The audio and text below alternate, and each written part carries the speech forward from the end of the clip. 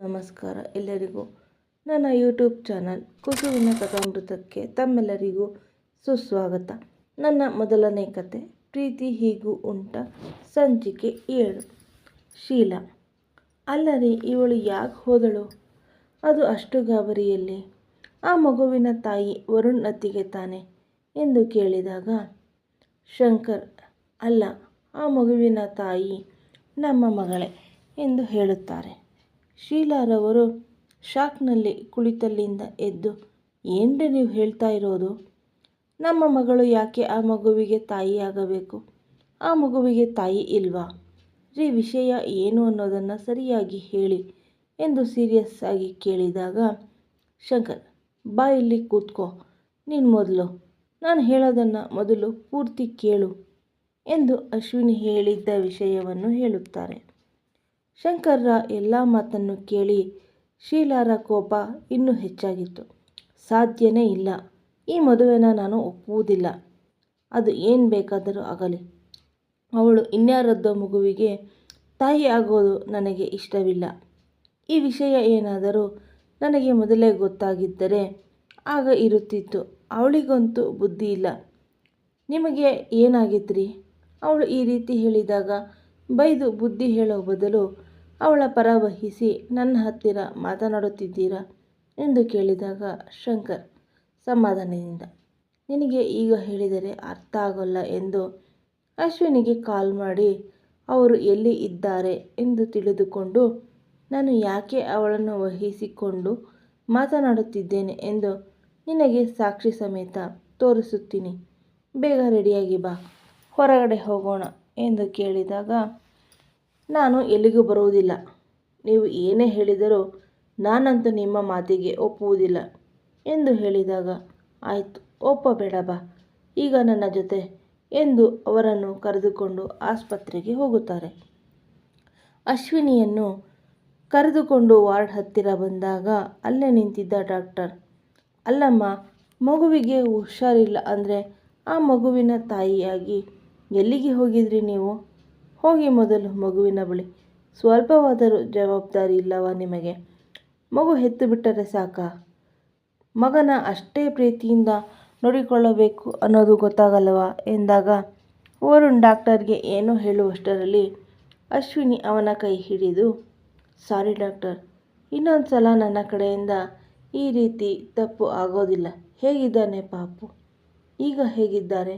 ಹುಷಾರಾಗಿದ್ದಾನೆ ಅಲ್ವಾ ಎಂದು ಕೇಳಿದಾಗ, ಹಾಂ, ಸ್ವಲ್ಪ ಜ್ವರ ಜಾಸ್ತಿ ಇದೆ, ಟ್ರೀಟ್ಮೆಂಟ್ ಮಾಡಿದ್ದೀನಿ, ಹುಷಾರಾಗುತ್ತಾನೆ, ಟ್ಯಾಬ್ಲೆಟ್ ಕರೆಕ್ಟಾಗಿ ಕೊಡಿ ಎಂದು ಹೇಳಿ ಸ್ಲಿಪ್ ಕೊಟ್ಟಾಗ ಅದನ್ನು ವರುಣ್ ತೆಗೆದುಕೊಂಡು, ನಾನು ಟ್ಯಾಬ್ಲೆಟ್ ತರ್ತೀನಿ, ನೀನು ಚಿಂಟು ಹತ್ತಿರ ಹೋಗಿರು ಅಂದು ಡಾಕ್ಟರ್ ಮಾತಿಗೆ ಅವಳಿಗೆ ಕಣ್ಣಲ್ಲೇ ಸಾರಿ ಅಂದು ಹೇಳಿ ಅಲ್ಲಿಂದ ಹೋಗುತ್ತಾನೆ. ಅಶ್ವಿನಿ ಅವನು ಸಾರಿ ಕೇಳಿದ್ದು ನೋಡಿ ನಕ್ಕು ರಿದಾನ್ ಹತ್ತಿರ ಹೋಗಿ ಅವನ ತಲೆ ಸವರಿ ಮುತ್ತಿಟ್ಟು ಪಾಪು ಪಾಪು ಎಂದು ಕರೆದಾಗ ರಿದಾನ್ ಅಮ್ಮ ಅಂತ ಅಶ್ವಿನಿ ಕೈಯನ್ನು ಗಟ್ಟಿಯಾಗಿ ಹಿಡಿದುಕೊಳ್ಳುತ್ತಾನೆ. ಅವನ ಹಿಡಿತ ಗಟ್ಟಿಯಾಗಿದ್ದನ್ನು ನೋಡಿ ಅವನ ಏನನ್ನು ನೋಡಿ ಹೆದರಿದ್ದಾನೆ ಎಂದೆನಿಸಿ, ನಾನು ಇಲ್ಲೇ ಇರ್ತೀನಿ ಪಾಪು, ಮಲಗು ನೀನು ಎಂದು ಅವನನ್ನು ತನ್ನ ತೊಡೆಯ ಮೇಲೆ ಕೂರಿಸಿಕೊಂಡು ಮಲಗಿಸುತ್ತಾಳೆ. ಮಗುವಿಗೂ ನನಗೆ ಏನಾಗುವುದಿಲ್ಲ ಎಂಬ ಭರವಸೆ ಸಿಕ್ಕಿದಾಗೆ ನೆಮ್ಮದಿಯ ನಿದ್ರೆಗೆ ಜಾರುತ್ತದೆ. ಅಷ್ಟರಲ್ಲಿ ವರುಣ್ ಮಗುವಿಗೆ ಬೇಕಾದ ಮಾತ್ರೆಗಳನ್ನು ತೆಗೆದುಕೊಂಡು ಮಗುವಿನ ಬಳಿ ಬಂದು ನೋಡಿದಾಗ ರಿದಾನ್ ಅಶ್ವಿನಿಯ ಮಡಿಲಲ್ಲಿ ಮಲಗಿರುವುದನ್ನು ನೋಡಿ ವರುಣ್ಗೆ ಅಶ್ವಿನಿಯ ಮೇಲೆ ಪ್ರೀತಿಯ ಜೊತೆಗೆ ಗೌರವವೂ ಜಾಸ್ತಿಯಾಗಿತ್ತು. ಅವಳಿಗೆ ರಿದಾನ್ ಮೇಲಿನ ಪ್ರೀತಿ, ವಾತ್ಸಲ್ಯ, ಮಮತೆ ನೋಡಿ ಅವನೇ ಮುಖನಾಗಿ ಹೋಗಿದ್ದ. ಕೆಲವು ವರ್ಷಗಳಿಂದ ಮಗನೇ ತನ್ನ ಪ್ರಪಂಚ ಎಂದು ಬಾಳುತ್ತಿದ್ದ ಅವನ ಬಾಳಲ್ಲಿ ಸದ್ದಿಲ್ಲದೆ ಇನ್ನೊಬ್ಬರ ಪ್ರವೇಶವಾಗಿತ್ತು.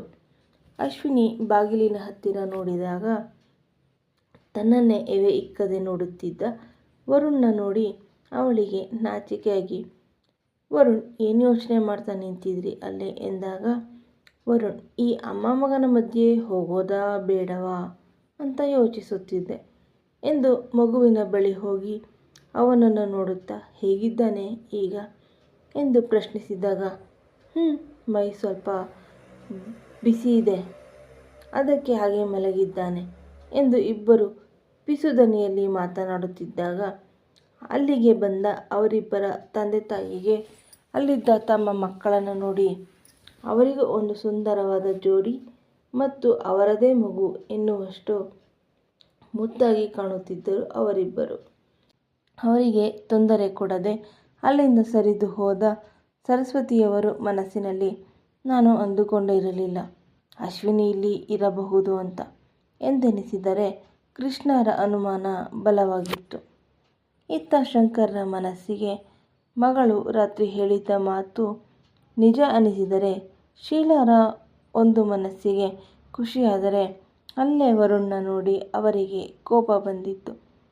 ಶೀಲಾ ಅದೇ ಕೋಪದಲ್ಲಿ ವರುಣ್ಗೆ ಬೈಯಲು ಹೋಗುತ್ತಿದ್ದ ತನ್ನ ಮಡದಿಯನ್ನು ನೋಡಿ ಅವರು ಸಹ ಸಿಟ್ಟಲ್ಲೇ ಅವರ ಕೈ ಹಿಡಿದು ಅಲ್ಲಿಂದ ಕರೆದುಕೊಂಡು ಹೊರಗೆ ಹೋಗುತ್ತಾರೆ. ಶಂಕರ್ ಅಲ್ಲೇ ಇದ್ದ ಚೇರ್ ಮೇಲೆ ಕುಳಿತು ಶೀಲಾರವರಿಗೆ ಕನ್ವಿನ್ಸ್ ಮಾಡೋಕ್ಕೆ ಪ್ರಯತ್ನ ಪಡುತ್ತಾರೆ. ಶೀಲಾ ಶಂಕರ್ಗೆ ನಿಜ ಹೇಳಿ, ನಿಮಗೆ ಅವಳು ವಿಷಯ ತಿಳಿಸಿದಾಗ ಇಷ್ಟೇ ಸಮಾಧಾನವಾಗಿ ಇದ್ರಾ ಎಂದು ಪ್ರಶ್ನಿಸಿದಾಗ ಶಂಕರ್ ನಕ್ಕು ನಿನಗಿಂತ ಹೆಚ್ಚು ಕೋಪ ಬಂದಿತ್ತು. ಆದರೆ ಅವಳ ಮಾತು ಕೇಳಿ ಅವಳ ಮೇಲೆ ಹೆಮ್ಮೆ ಅನಿಸಿದರೆ ಅವಳ ಅಷ್ಟು ಪ್ರಬುದ್ಧವಾದ ಯೋಚನೆಗಳಿಗೆ ನಾನೇ ಸೋತು ಹೋದೆ ಅವಳ ಮುಂದೆ. ಅವಳಿಗೆ ನಾನು ಈ ಮದುವೆಗೆ ಒಪ್ಪಿಕೊಳ್ಳಲಿಲ್ಲ ಅಂದರೆ ಏನು ಮಾಡುತ್ತೀಯ ಅಂತ ಕೇಳಿದಾಗ ಅವಳು ಏನು ಹೇಳಿದಳು ಗೊತ್ತಾ ಎಂದು ಕೇಳಿದಾಗ ಶೀಲಾರವರು ಏನು ಹೇಳಿದಳು ಅವಳು ಎಂದು ಕುತೂಹಲದಿಂದ ಕೇಳುತ್ತಾರೆ. ಶಂಕರ್ ಅವಳ ಮಾತನ್ನು ನೆನೆಯುತ್ತಾರೆ. ಅಶ್ವಿನಿ ತನ್ನ ಅಪ್ಪನಿಗೆ ಅಪ್ಪ, ನೀವು ಈ ಮದುವೆಗೆ ಒಪ್ಪಿಕೊಳ್ಳಲಿಲ್ಲ ಅಂದರೆ ನಾನು ಈ ಮದುವೆ ಆಗೋದಿಲ್ಲ. ನನಗೆ ಎಲ್ಲರಿಗಿಂತ ನೀವು ತುಂಬ ಇಂಪಾರ್ಟೆಂಟ್. ಒಂದು ಹಕ್ಕಿ ತಾನು ಬೆಳೆದ ಮೇಲೆ ಅದು ತನ್ನದೇ ಗೂಡು ಕಟ್ಟಿಕೊಂಡು ಬೇರೆ ಹೋಗಬಹುದು. ಆದರೆ ಅದೇ ಮನುಷ್ಯನ ವಿಷಯದಲ್ಲಿ, ಅದರಲ್ಲೂ ನನ್ನ ವಿಷಯದಲ್ಲಿ ಸಾಧ್ಯನೇ ಇಲ್ಲ. ನನಗೆ ನೀವು ಎಲ್ಲಕ್ಕಿಂತ ಮುಖ್ಯ ಅಪ್ಪ. ಒಂದು ಹೆಣ್ಣು ತಾಯಿಯಾಗೋದು ಎಷ್ಟು ಕಷ್ಟ ಅಲ್ವಾ? ಒಂದು ಹೆಣ್ಣು ತಾಯಿಯಾದಾಗ ಅವಳು ಸತ್ತು ಮತ್ತೆ ಹುಟ್ಟುತ್ತಾಳೆ ಎಂದು ಹೇಳೋದನ್ನು ನೀವು ನಂಬುತ್ತೀರಾ ಅಲ್ವಾ ಎಂದು ಕೇಳಿದಾಗ ಶಂಕರ್ ಹಾಗಂದ. ಒಂದು ಹೆಣ್ಣು ತಾಯಿಯಾಗೋದು ಅಷ್ಟು ಸುಲಭವಲ್ಲ ಎಂದೇಳಿದ್ದನ್ನು ಕೇಳಿ ಅಶ್ವಿನಿಯ ಮೊಗದಲ್ಲಿ ಮಂದಹಾಸ ಮೂಡಿತ್ತು. ಅವಳು ನಗುತ್ತಲೇ ಅದಕ್ಕೆ ಅಪ್ಪ, ನಾನು ಯಾವುದೇ ಕಷ್ಟಪಡದೆ ತಾಯಿಯಾಗುತ್ತೀನಿ. ಅದೊಂದು ಕಾರಣ ಸಾಕು ಅಲ್ವಾ?